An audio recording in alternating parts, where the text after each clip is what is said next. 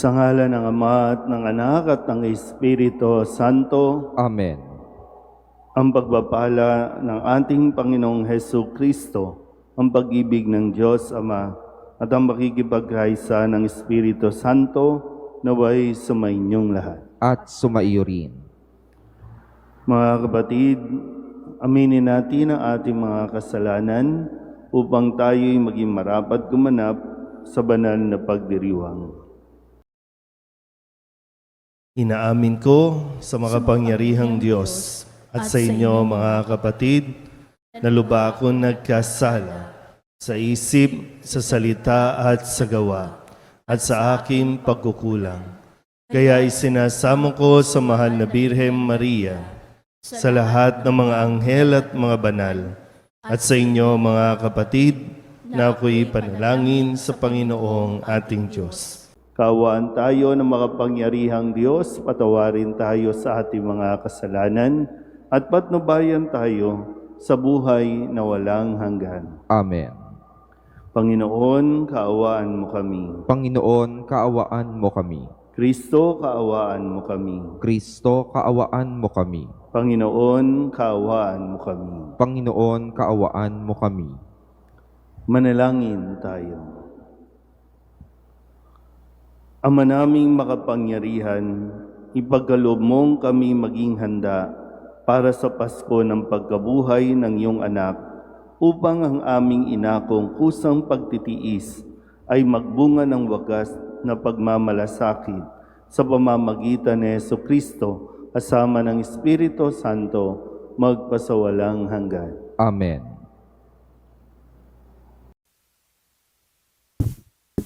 Pagbasa mula sa aklat ng Henesis.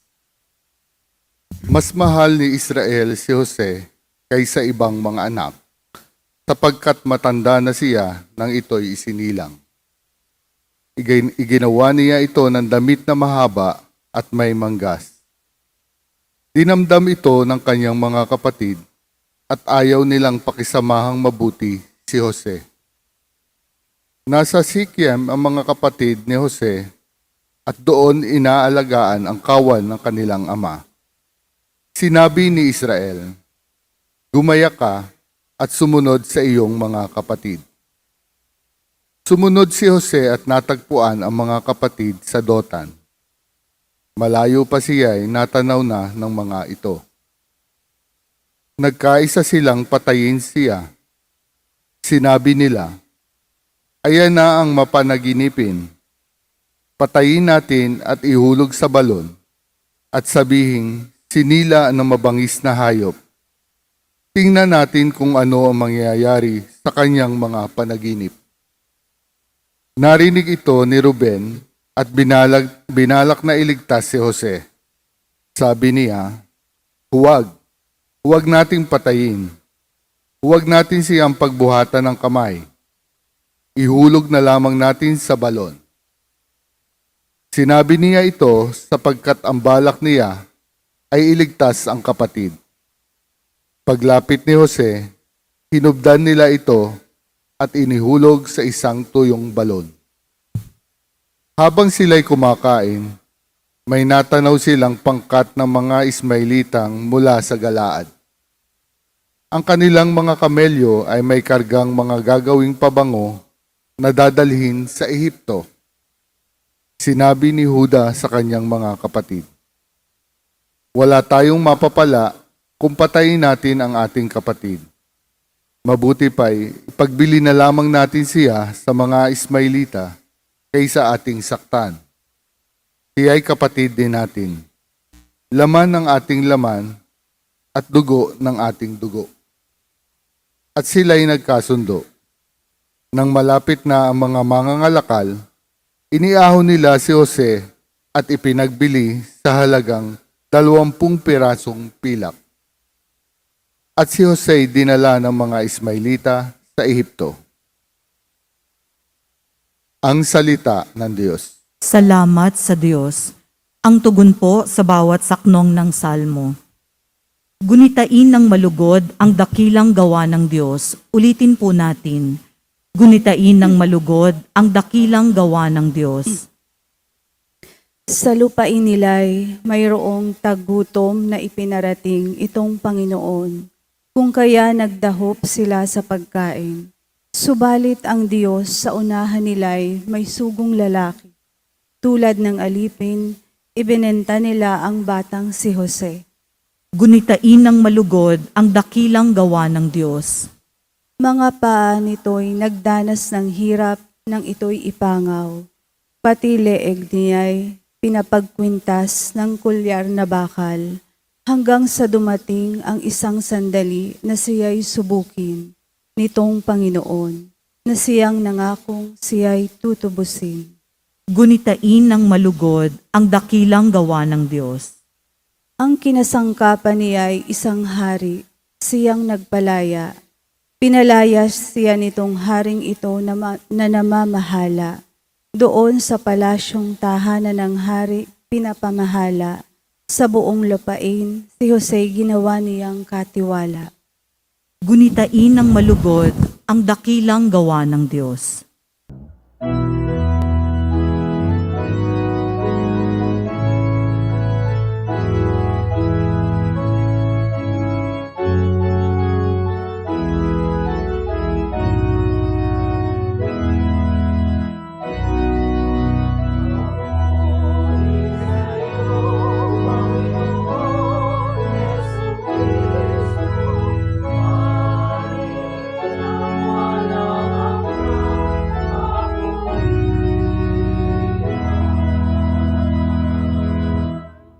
Pag-ibig sa sanlibutan ng Diyos ay gayon na lamang, Kanyang anak ibinigay,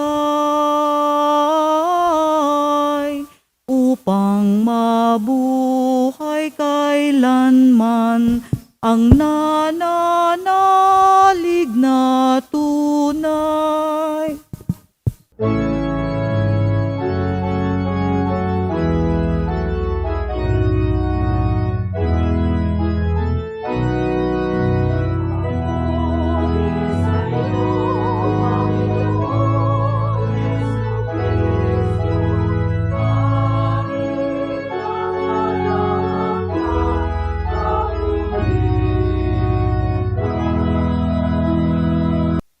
Sumainyo ang Panginoon. At sumaiyo rin. Ang mabuting balita ng Panginoon ayon kay San Mateo. Papuri sa iyo, Panginoon. Noong panahong iyon, sinabi ni Jesus sa mga punong saserdote at matatanda ng bayan, "Pakinggan ninyo ang isa pang talinhaga. May isang taong nagtanim ng ubas sa kanyang bukid, at ito'y binakuran niya. Gumawa siya roon ng pisaan ng ubas at nagtayo ng isang mataas na bantayan. Pagkatapos, kanyang iniwan sa mga kasama ang ubasan, at siya'y nagtungo sa ibang lupain.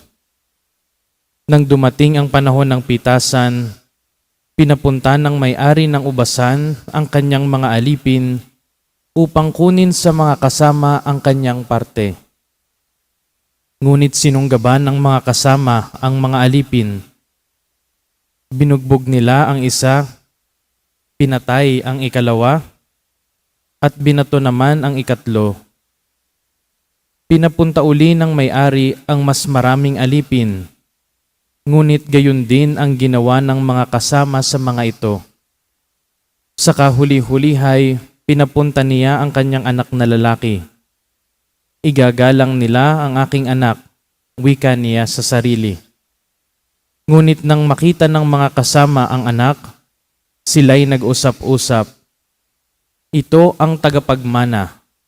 Hali kayo, patayin natin nang mapasa atin ang kanyang mamanahin. Kaya't siya'y sinunggaban nila, inilabas sa ubasan at pinatay. Pagbalik ng may-ari ng ubasan, ano kaya ang gagawin niya sa mga kasamahang iyon? Sumagot sila. Lilipulin niya ang mga buhong na iyon at paaalagaan ang ubasan sa ibang kasama na magbibigay sa kanya ng kaparte sa panahon ng pamimitas. Tinanong sila ni Jesus, hindi pa ba ninyo nababasa ang talatang ito sa kasulatan?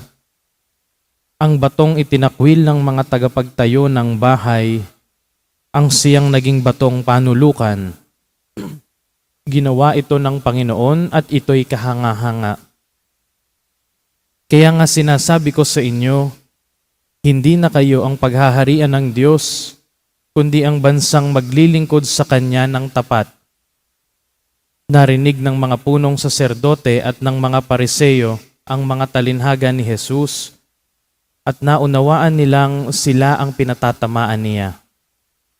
Dadakpin sana nila siya, ngunit natakot sila sa mga tao, sapagkat kinikilala ng mga ito na propeta si Jesus. Ang mabuting balita ng Panginoon. Pinupuri ka namin, Panginoong Hesukristo. Isang mapagpalang umaga po sa inyong lahat. Ngayon po ay Biyernes, sa ikalawang linggo ng 40 araw na paghahanda. At sa loob ng buwang ito ay ipagdiriwang natin ang dakilang pagpapakasakit, pagkamatay, at muling pagkabuhay ni Jesus.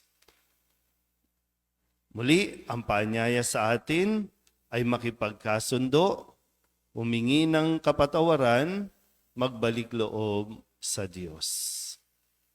Lahat ng kung anong meron tayo, yan ay dahil sa kabutihan ng Diyos. Lahat ng biyaya. At walang sino man sa atin ang pwedeng magsabi na wala siyang tinanggap mula sa Diyos. Sa talinghaga na narinig natin na ibinigay ni Kristo tungkol dito sa may-ari ng ubasan na kanyang inayos, binakuran, bago umalis, ipinagkatiwala sa kanyang mga alipin o mga pinagkatiwalaan. Hindi kanila. Yun nga lang, nagkaroon ng problema dahil sa talinghaga, yung pamamahala o pagtitiwala na ibinigay sa kanila ay inabuso at inari nila na kanila ang lahat ng bagay na mayroon sila. Kung tutuusin po, sabi nga dito, pinabalik niya ang kanyang mga alipin, sa kahuli-hulihan yung anak, para humingi lang ng kaparte. Hindi naman kukunin lahat. Hindi babawiin lahat. Kundi yung kaparte, para nang sa ganon ay para bang mas ma-feel pa nila na talagang kung gaano sila minahal nung may-ari ng ubasan. At ito yung tumutukoy sa ating Panginoon. Ngayon, ano ba nangyayari sa atin? Kung titinan natin ito sa Ebanghelyo at unang pagbasa natin, kapag pumasok sa puso ng tao ang kasakiman. Kasakiman o mas naiintindihan pa natin yung salita kasing kaswapangan. Doon tayo nagkakasira-sira. Sabihin nyo nga sa katabi ninyo, huwag kang swapang. Pangit man na salita, pero dyan talaga tayo eh. Nagiging swapang tayo kapag inaari natin yung mga bagay na hindi naman sa atin, pero kinukuha natin. Hindi lang basta kinukuha ay inaagaw natin, inaagawan natin. At yan yung isang, di ba, pag sa isang pamilya, sa magkakapatid, kapag ang isang miyembro ng pamilya ay feeling natin, di ba, no? Feeling natin ay inaagawan tayo. Feeling lang naman natin no, ay nawawalan tayo dahil sa kanya, doon tayo nagsisimulang magselos, mainggit. Tapos, mananahimik, kikimkimin ang inggit at selos na ito. Hanggang sa tumanda na tayo, hindi tayo nagpapansinan. Dahil lang yan doon, kaya maganda po yung kwento sa unang pagbasa, no? Kwento ng magkakapatid. At ito yung sumisimbolo sa 12 lipi ng Israel na nagkahiwa-hiwalay din, nag-aaway-away din. So, nangyayari sa loob ng pamilya, nangyayari sa buong bansa. Kanya-kanyang bansa, di ba? Ang buong mundo, kung tutuusin, bakit naghihiwa-hiwalay? Bakit ayaw magtulungan? Kasi may ibang bansa, aagawin ang kayamanan o ang yaman ng isang bansa para sila yung mas tumanyag. Sa ating bansa, gusto pang paghiwa-hiwalayin ang Luzon, Visayas at Mindanao kasi gusto natin magsulok, gusto natin tayo lang. Sa simbahan, hindi rin nakakalagpas.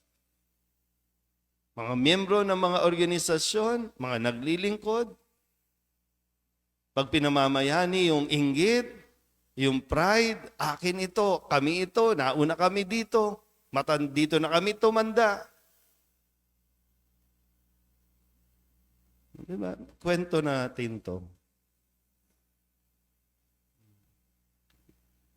Kaya nga, no, nasa loob tayo ng panahon ng Kwaresma para pag nilayan natin, anong nangyayari sa atin?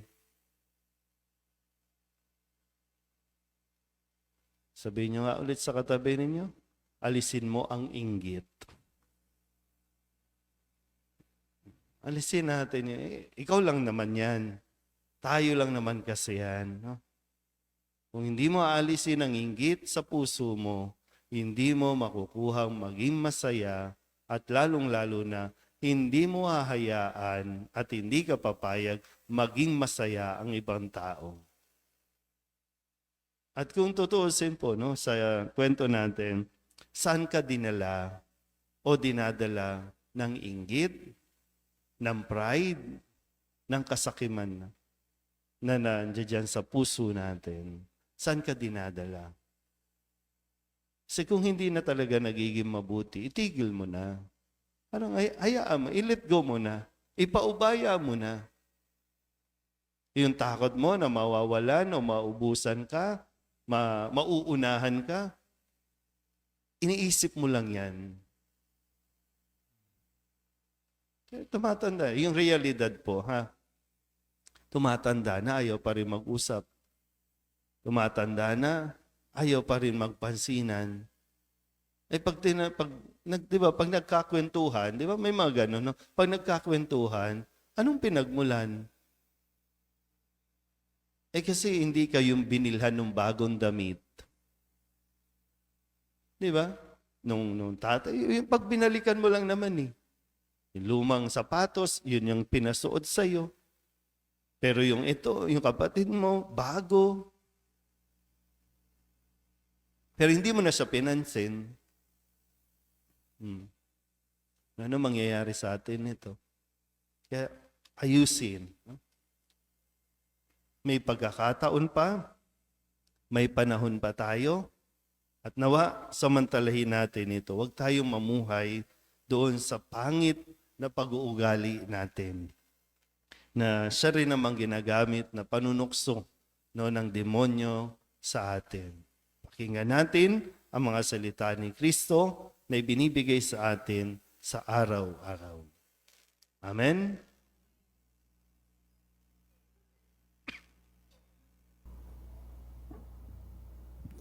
Labis ang pagkabigo at pagkamuhing namamagitan sa mga tao. Labis sa pagtatalo-talo at pag-aaway-away. Hilingin natin sa Diyos ng pagkalooban tayo ng kapangyarihan na maging mga tagapaghilom at tagapagkasundo. Ang ating pong itutugon, Ama, biyayaan mo kami ng kapayapaan. Ama, biyayaan mo kami ng kapayapaan. Ang simbahan naway maging kasangkapan ng pagkakasundo, pagpapatawad, pagpapagaling at pagkakaisa ng mga tao at bansang nakikipagdigmaan. Manalangin tayo sa Panginoon. Ama, biyayaan mo kami ng kapayapaan. Ang mga pinuno ng pamahalaan naway magpasimula ng mga proyektong magtataguyod ng katarungan, kapayapaan at pagkakaisa sa mga tao. Manalangin tayo sa Panginoon. Ama, biyayaan mo kami ng kapayapaan. At tinawang iwasan ang paghihiganti, karahasan at pag-aaway na bunga ng hidwaan, ideolohiya o pananampalataya. Manalangin tayo sa Panginoon. Ama, biyayaan mo kami ng kapayapaan. Tayong lahat naway matutong magpatawad mula sa puso. Manalangin tayo sa Panginoon. Ama, biyayaan mo kami ng kapayapaan. Ang mga may karamdaman sa isip at katawan, naway magtamo ng kagalingan ng Espiritu sa pamamagitan ng pagpapatawad. Manalangin tayo sa Panginoon. Ama, biyayaan mo kami ng kapayapaan. Idulog din natin sa Panginoon ang ating mga personal na kahilingan at mga panalangin para sa ating mga pamilya, kasama din ang mga kahilingan ng mga nanonood sa online. Lahat ng mga misang pasasalamat, espesyal na intensyon, agarang paggaling ng mga may sakit, at ang lahat ng mga kaluluwa na inihiling na ipagdasal sa misang ito.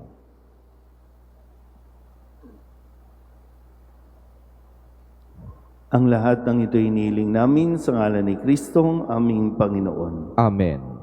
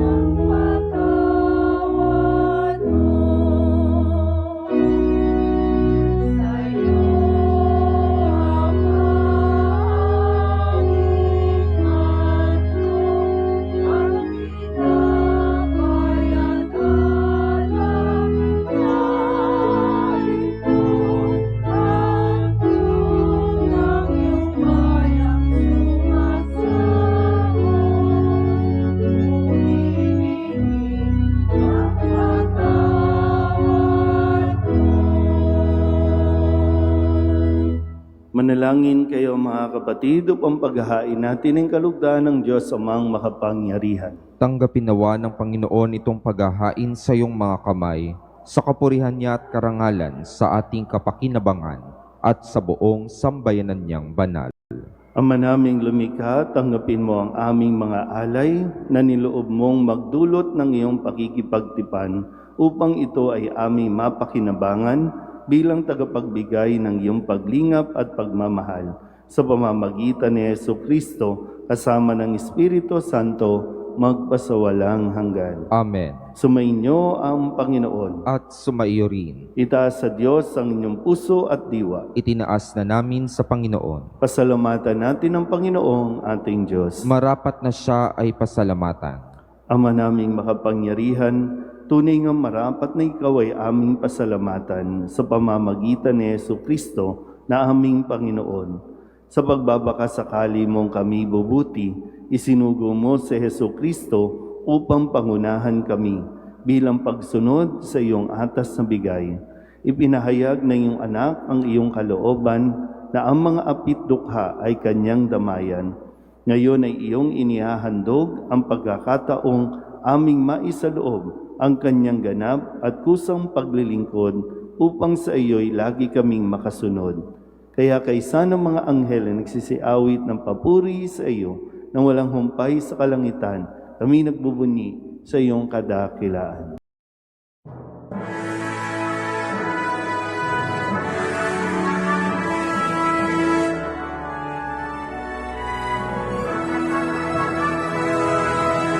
Santo, Santo, Santo, Panginoong Diyos ng mga hukbo, napupuno ang langit at lupa ng kadakilaan mo. Hosana, Hosana sa kaitaasan, sa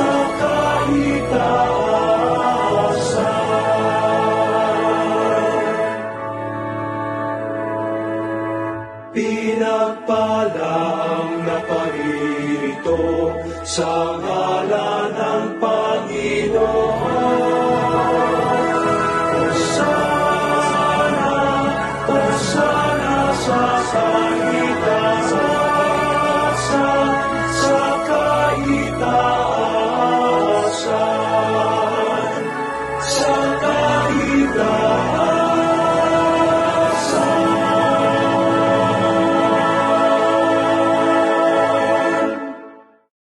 Ama naming banal, ikaw ang bukal ng tanang kabanalan. Kaya't sa pamamagitan ng iyong Espiritu, gawin mong banal ang kaloob na ito upang para sa aming maging katawan at dugo ng aming Panginoong Hesu Kristo. Bago niya pinagtiis ang kusang loob na maging handog, inawakan niya ang tinapay, inasalamatan kaniya, pinaghati-hati niya iyon, iniabot sa kanyang mga alagad at sinabi, tanggapin ninyong lahat ito at kanin, ito ang aking katawan na ihahandog para sa inyo.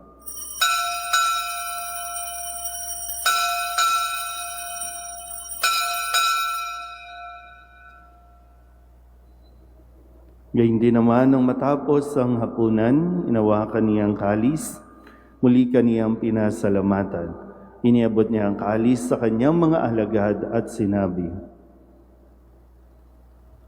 tanggapin ninyong lahat ito at inumin. Ito ang kalis ng aking dugo, ng bago at walang hanggang tipan, ang aking dugo na ibubuhos para sa inyo at para sa lahat, sa ikapagpapatawad ng mga kasalanan. Gawin ninyo ito sa pag-alaala sa akin.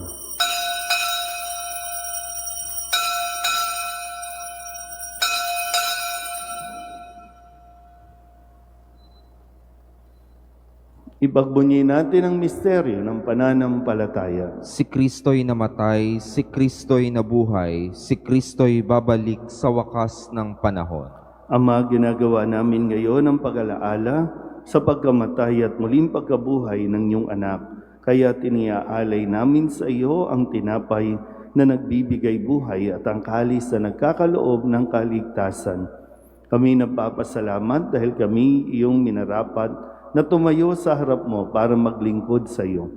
Isinasamo namin kami magsasalo-salo sa katawan at dugo ni Kristo ay mabuklod sa pagkakaisa sa pamamagitan ng Espiritu Santo.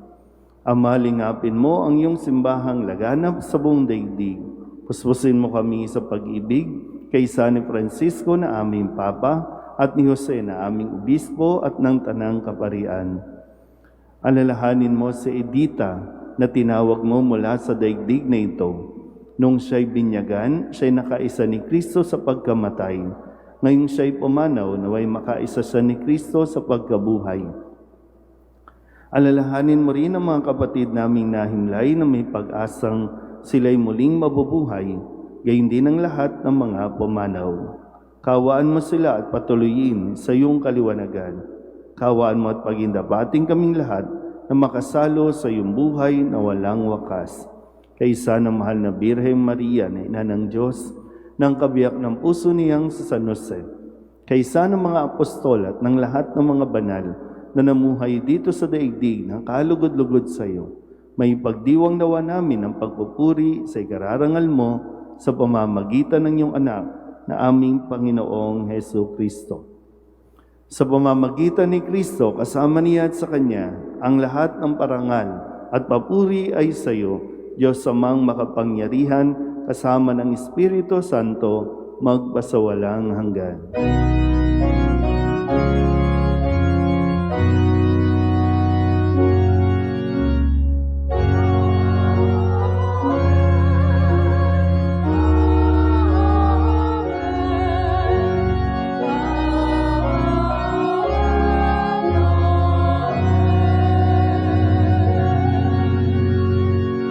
Sa tagubilin ng manakagagaling na utos at turo ni Jesus sa Panginoon natin na Diyos, ipahayag natin ang lakas loob.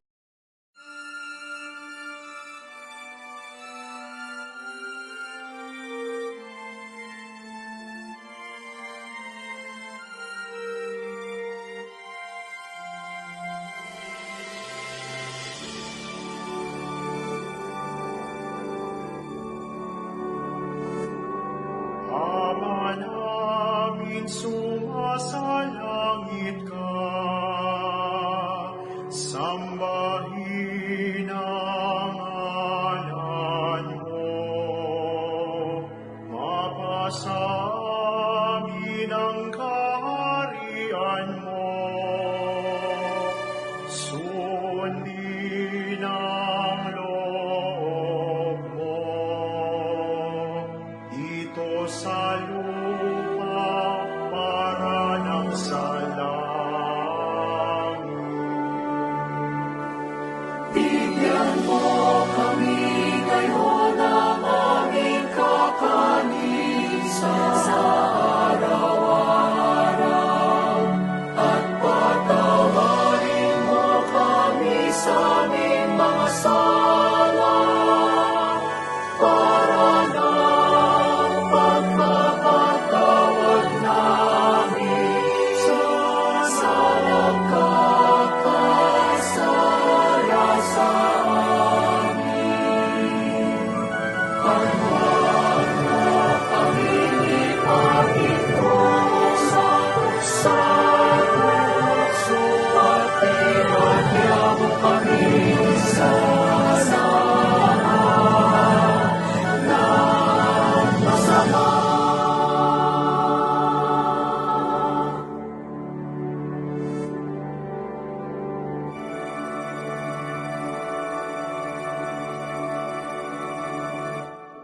Hinihiling namin kami iadya sa lahat ng masama, pagkalooban ng kapayapaan araw-araw, iligtas sa kasalanan at ilayo sa lahat ng kapahamakan, samantalang aming pinananabikan ang dakilang araw ng pagpapahayag ng tagapagligtas naming si Hesu Kristo. Sapagkat iyo ang kaharian at ang kapangyarihan at ang kapurihan, magpakailanman. Amen. Panginoong Hesu Kristo, sinabi mo sa iyong mga apostol, kapayapaan ang iniiwan ko sa inyo, ang aking kapayapaan ang binibigay ko sa inyo.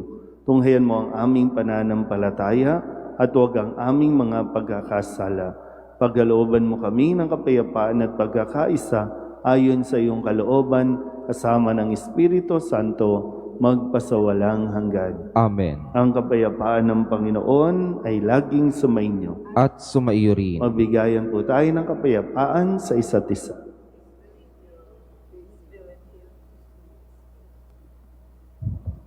Kordero ng Diyos na nag-aalis ng mga kasalanan ng sanlibutan, maawa ka sa amin.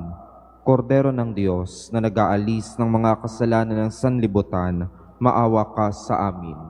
Kordero ng Diyos na nag-aalis ng mga kasalanan ng sanlibutan, ipagkaloob mo sa amin ang kapayapaan.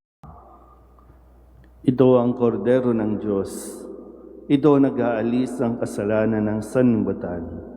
Mapalad ang mga inaanyayahan sa kanyang piging. Panginoon, hindi ako karapat-dapat na magpatuloy sa iyo, ngunit sa isang salita mo lamang ay gagaling na ako.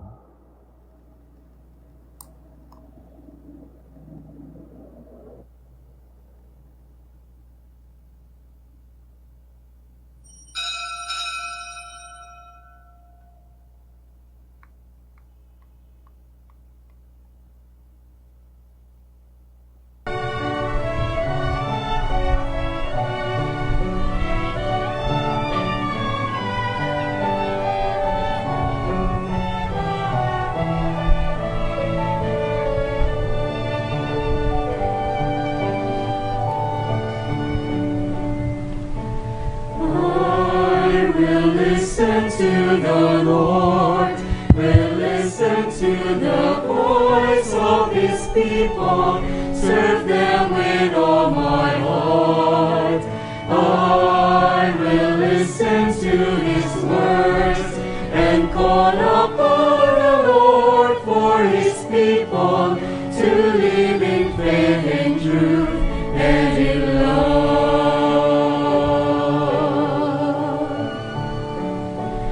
I need you, my Lord, for every day that comes, for all their pains and joys. Be there to understand. They may seek you, my Lord, and reach into your hands. May you comfort their sorrows and heal their wounded hearts. I will listen to the Lord, will listen to the voice of his people, serve them with all my heart. I will listen to his words and call upon the Lord for his people to live in faith and truth and in love.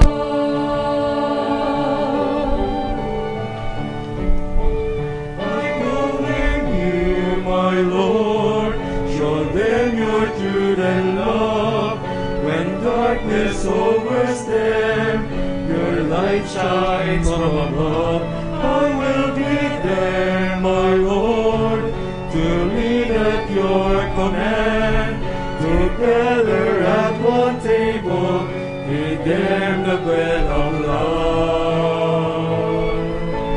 I will listen to the Lord, will listen to the voice of his people, serve them with all my heart. I will listen to his words and call upon the Lord for his people to live in faith and truth and in love. There are those who seek the lost and suffering, bind their wounds and bring them to your care. Oh Lord, I know that you're with them, embracing once again. Your love is all I bear.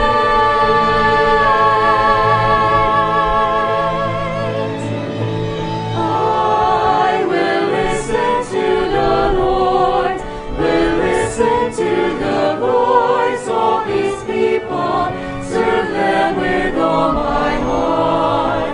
I will listen to his words and call upon the Lord for his people to live in faith and truth and in love.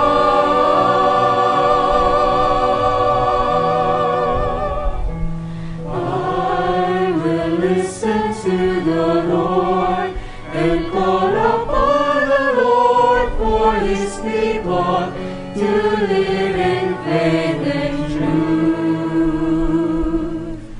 and in love.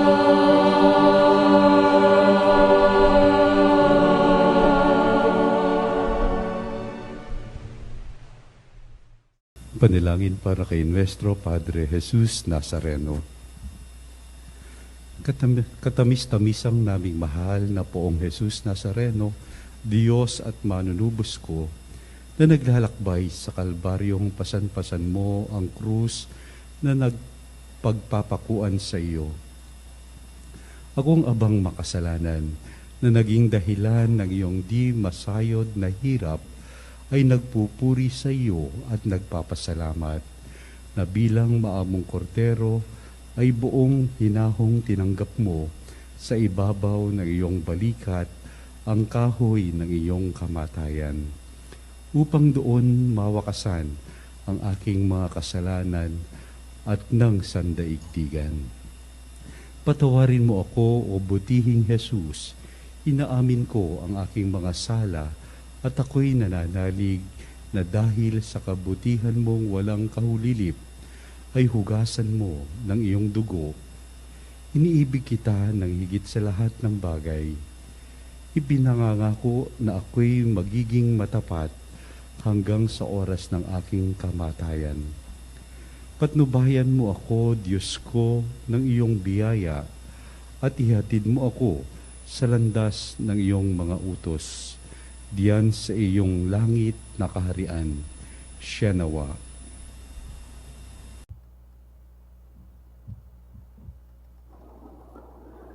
Manalangin tayo.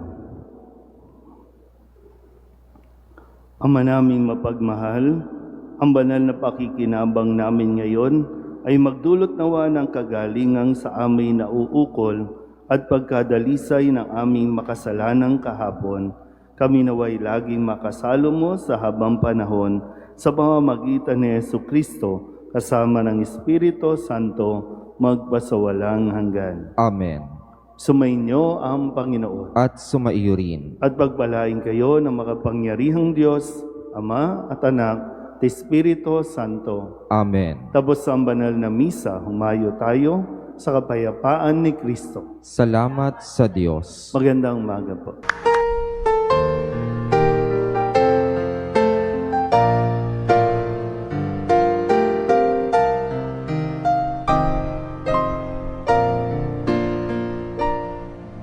Nuestro Padre Jesús Nazareno, sinasamba ka namin, pinipintuho ka namin, aral mo ang aming buhay at kaligtasan. Nuestro Padre Jesús Nazareno, iligtas mo kami sa kamatayan. Ang krus mong pinamatayan ay sagisag ng aming kaligtasan. Nuestro Padre Jesus Nazareno, dinarangal ka namin. Nuestro Padre Jesus Nazareno, minulwalhati ka namin. Nuestro Padre Jesus Nazareno, dinarangal ka namin. Nuestro Padre Jesus Nazareno,